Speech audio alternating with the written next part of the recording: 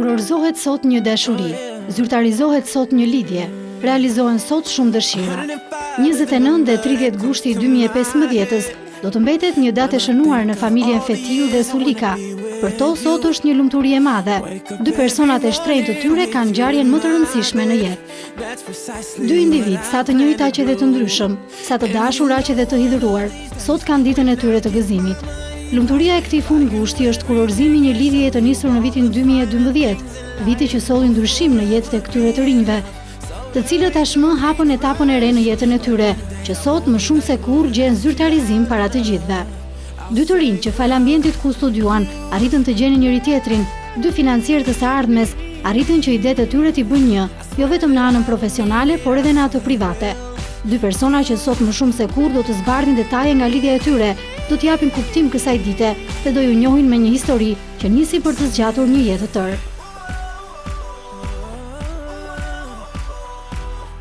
Ervini, djaloshi nga Bulqiza, i lindur më 17 nëntor të vitit 1988, shprehet. 17/88 ka qenë lindja, por 17 nëntori 2012 ka qenë rilindja ime. Kam marrë 3 dhurata të rëndësishme, ishte një dhuratë e vogël, por jo pak e rëndësishme simbolike, dhe ishte një dhuratë e madhe që kam marrë puthjen e parë, shkëmbimi i puthjes parë me Manisën, që është fillimi i lidhjes tonë, si dhe kam marrë dhuratën e madhe që kam marrë të dashurën time Manisën. Çdo fillim ka qenë i vështirë fakt për mua. Ka qenë, më kujtohet tashmë fillimi i shkollës mesme ka qenë i vështirë. Po ashtu ka qenë edhe fillimi i shkollës lart, po ashtu ka qenë edhe fillimi i punës. Por sigurisht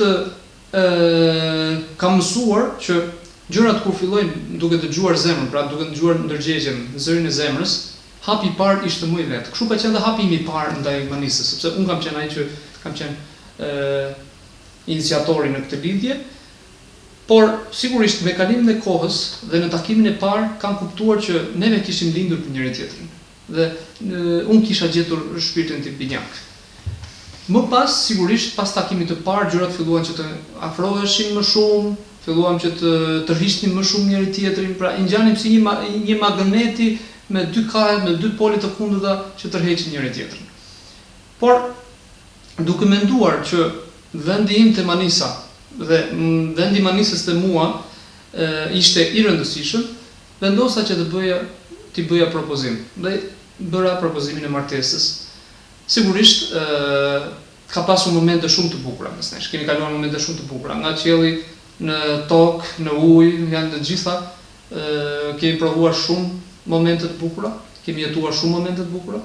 Por mund të veçoj 2 nga këta, ka qenë i pari moment që ka qenë dhe emocionues dhe feste dyfisht, ka qenë ceremonia e diplomimit të Manisës, që përveç se u diplomua, po festonim edhe daljen tonë publike së bashku. Festuam të dy, nuk kishte vetëm festa e Manisës, se po diplomoi Manisa, por ne ishim një tashmë, festuam të dy së bashku.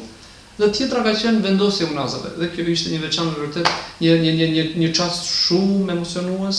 Vendosja e unazave ka qenë vërtet një nga momentet më emocionuese. Manisa, vajza nga Berati, e lindur më 10 shtator të 1991-shit, thyen heshtjen dhe deklaron. Do ta këta këtë ambient, universitetin e Poka, sepse unë këtu diplomova, po ashtu unë këtu njoha njeriu në jetës, bashkëshortin e ëndrave të mia. Mbas takimit të parë, zemra ime filloi të rrifte ndryshe. Gjithkohës mendoja për Ervinin. Para se të flej gjuhë mendoja çfarë bën ai në këto momente. A më mendon ai si e mendoj unë? A do jetë ai mashkulli i jetës time? Mezi prisja që Ervini të më shkruante, dhe kur ai nuk më shkruante, merja unë guximin e para dhe i shkruaja. Dita jonë më emocionuese është 17 nëntori, ditëlindja e Ervinit, por që tashmë festohet si dita jonë e lidhjes. Këtë ditë akoma e kujtoj me emocione, ma atje dhe tani jam shumë emocionuar kur mendoj 17 nëntorin. Por nuk mund të ngjelet me kaq, sepse 17 nëntori Ervini më ka bërë propozimin për martesë. Një propozim i mirë menduar nga ai, që normalisht mori përgjigjen po. Aty i thash po, do jesh bashkëshorti im. Po, do jesh kryefamiljari i familjes tonë dhe po, do jesh babai i fëmijëve të mi. Dhe për ta mbyllur, një detaj i rëndësishëm në lidhjen tonë është 30 gushti. Një vit më parë ne kemi vendosur unazat në Turqi, në xhamin Blu. Nuk mund të rija pa e përmendur këtë detaj, duke qenë se ne sot në 30 gusht bëjmë ceremoninë e dasmës. Kjo ishte ajo çka çifti Sulika donte të ndante. Kjo ishte ajo çka ata kishin rezervuar për ju. Kjo ishte ajo që ata zgjodhën për t'u njohur më shumë me historinë e tyre. Çifti Manisa dhe Ervin urojnë që t'ja kalojmë këndshëm së bashku dhe ju falenderojnë që jeni pjesë e kësaj mbrëmjeje të rëndësishme për ta.